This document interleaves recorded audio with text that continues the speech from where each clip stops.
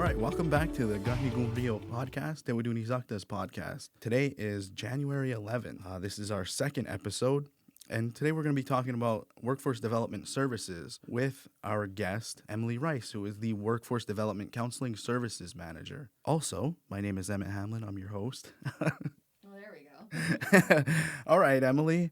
So can you tell us a little bit about what you do as the Workforce Development Counseling Services Manager? I mean, aside from have people have to say my really long title, basically what I do is I work within workforce development. I'm also a workforce development counselor, so I do meet with clients. But aside from that, I do oversee the counseling team, which includes our youth engagement counselor, which is Belle Phillips, our workforce development counselor, Karina Phillips, and our client support clerk, which is actually our host today, Emmitt Hamelin. So basically, I act as support to my counseling team, as well as I still meet with clients. Awesome.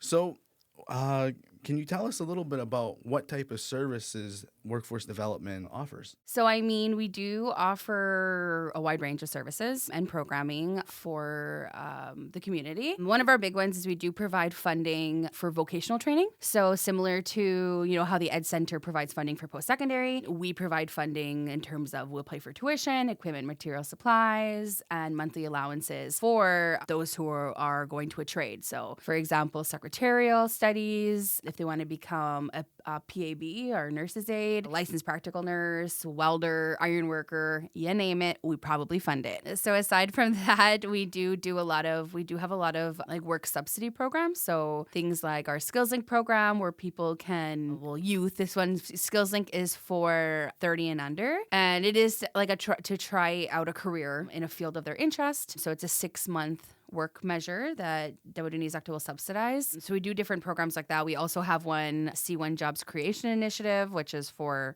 30 and over, which is the same thing, just a different title. We also provide a lot of employment support services. So for example, job search. So if you are actively looking for a job, you can meet with a counselor and we can kind of help point you in the right direction. If you need if you need employment support guidance, like you're not sure which career path is right for you, you can meet with a counselor. We can discuss, different options. We can help you with your interests and help kind of guide you to the right job for you. We also do things like mock interview, resume writing, letter of intent, that kind of thing.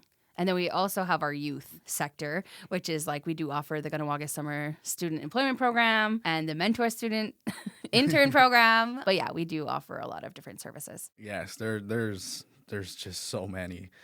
It's easy to forget some, but there's so many, and there's so many useful services here for all ages, really. When the clients come to Tewatohnhi'saktha, do they have an idea of what they want to do for work or school? I know we have all these services and everything like that, but is there some clients who come in and sort of they're not sure exactly what they're looking for, and you kind of guide them through that? Yeah, for sure. So sometimes, we do have someone who knows that they want to go into commercial drafting.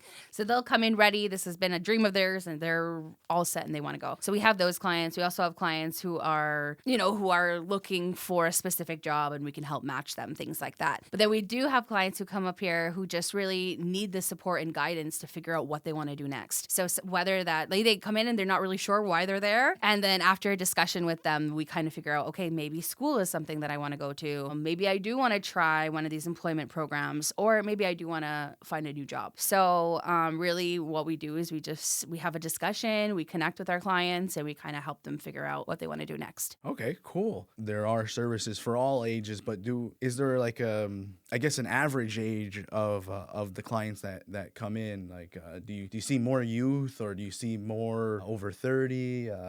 Is there an average age of clients that you noticed? I'm sure if we took a poll of what our average age is, we'd get one. But no, we do have specifics. So obviously during the summer when we're running our summer student program, we have an increase of youth that are accessing Tewatohnhi'saktha services or our programs. But throughout the year, it could range from ages 16 to 90. Like Okay. I've met with a client in their 80s who was just looking for something like a part-time, looking for something to kind of keep them just active and still in the workforce. But really, no, like, and our programs do fit for all ages as well. Like, so I know we do a lot of youth promotion because we want them to utilize our services, but we do offer a lot for more mature clients as well. It's never too late for a career change or to go back to school.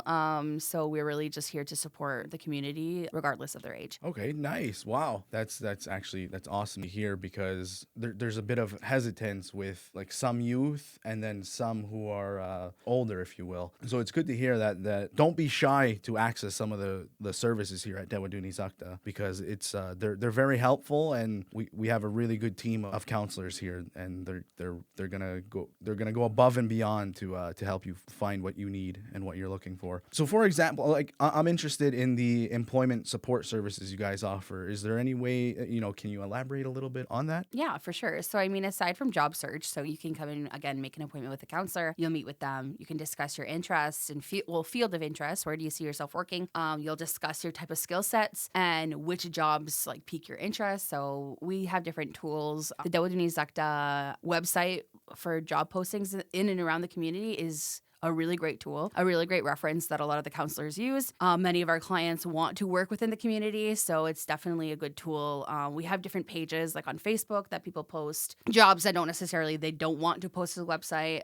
They'll post on Facebook pages, and we have access to those, as well as like the outside, so we can look in on Indeed, things like that. But we can definitely do job search with a client. Aside from that, we provide help with resume writing. Regardless, I mean, a lot of and that too, like it doesn't matter your age. Like we do have younger clients who are making their very first resume for the first time, or we have clients who need to revamp their 7-page resume because they have so much experience. So it's really kind of, we just act as a support to either help someone draft their resume or look over it. We can proofread it, especially if a client is going to apply for a job. So they can make an appointment with with a counselor. We'll be able to proofread their application. So make sure like we kind of just look over and say, yeah, this is great, or maybe you should change this. Same goes for letter of intent. Letter of intent writing is a skill, honestly, to kind of just work through that with a counselor or with somebody is really helpful. And we can also help people with job descriptions. So, read job descriptions. We don't write them, but to read a job description, because sometimes that can be intimidating. Some of the job descriptions in town are 6 pages, 5 pages. So really, like, you see it and maybe you're interested by the title, but you get intimidated by reading 6 pages. So sometimes it's helpful, again, to work with a counselor to kind of, okay, how do I properly read this job description? How do I match my skills to this job description, and et cetera? So we can definitely do that. And we've had a lot of successes with mock interviews. So interviewing, I think for everyone, they get nervous. So what we do is we really try to prepare them for what the reality of a job interview. I'll try to get one of my other counselors, so Belle or Karina, to work with me so that the client really gets a feel of the environment of a real interview. And we'll pull questions that we think might come up, and we ask them, and then they'll give us their answer, and then at the end we'll give them feedback. We have a really high success rate with that. People who come in to just practice, when it comes time to their real interview, it's successful. They do really well, and I think it has a lot to do with accessing this service and being able to practice and prepare. So speaking on or about the job postings and the on the website, with the amount of jobs that are posted out around the community, do you notice, like, is there, I guess, certain skills that employers are looking for nowadays? There's a ton of jobs that are being posted around the community. Right now, there's an abundant amount of jobs that need to be filled. I tell my clients recently, like, now's the time. Now's the time to apply for the jobs, because they're really looking for people. And I think that employers are now looking for, like, on-site training, on-the-job training, just because the need to fill that position is so, they need to fill that position. So it's a really really good opportunity at the moment to apply for jobs because you might be given the opportunity that you normally might not have gotten previously, like during, prior years before before the labor market, is what it is now, like pretty much since the pandemic. Yeah. Your application for your job is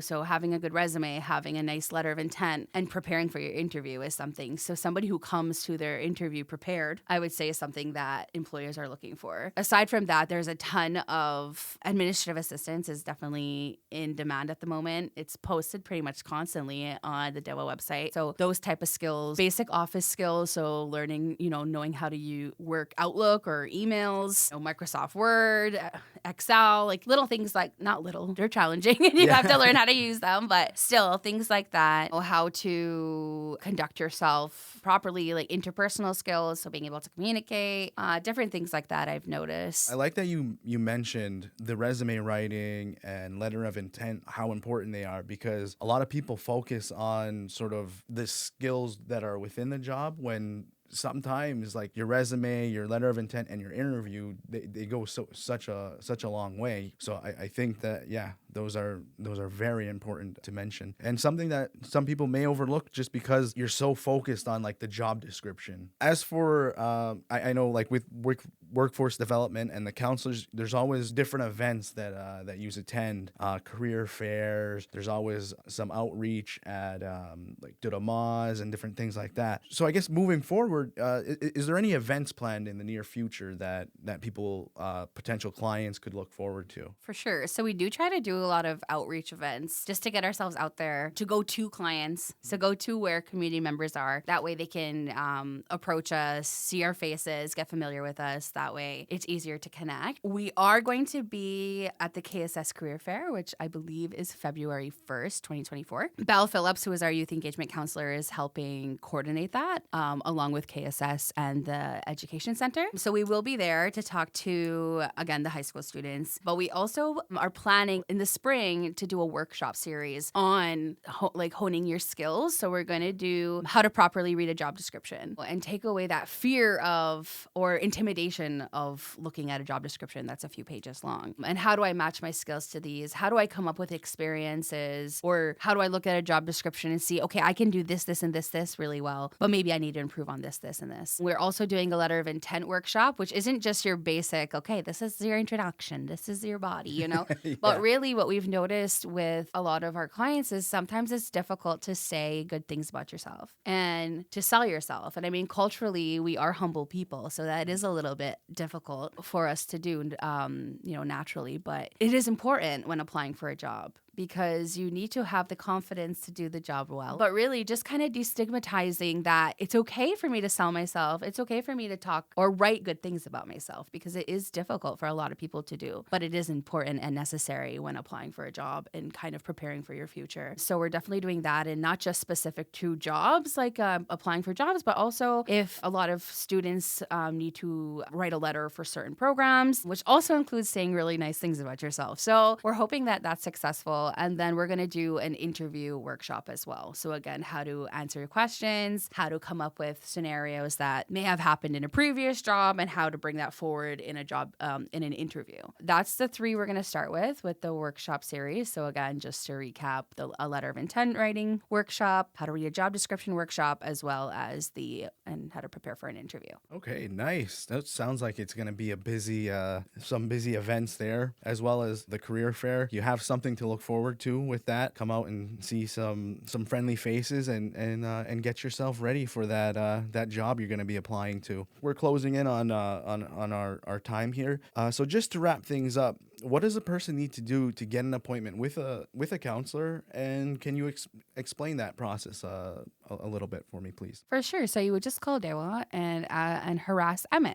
Just kidding. I mean, you could do that. Yeah, you absolutely could. Maybe not harass him, but you can definitely call DEWA and speak with Emmitt. As the client support clerk, he is the initial point of contact for a lot of people who are calling about questions specific to workforce development, and he can kind of help guide you in the right direction. But another way is to fill out our form online. So you can go on the www.dewa.ca and then you can click client registration link. That brings you to our form. You fill that out. You can write down what you need. So if you want to go to a vocational program, you can type in that. If you want to do an academic program, put in that. If you're looking for job search, mock interview, resume writing, that kind of thing. Once we get your form, I say we, I mean Emmitt. Once he gets your form, he creates just make sure that we have all your proper contact information. And then you're assigned to a counselor. You're either assigned to myself, Karina, or Belle. Belle does, because she's our youth engagement counselor, she does usually get assigned to those who are 21 and under.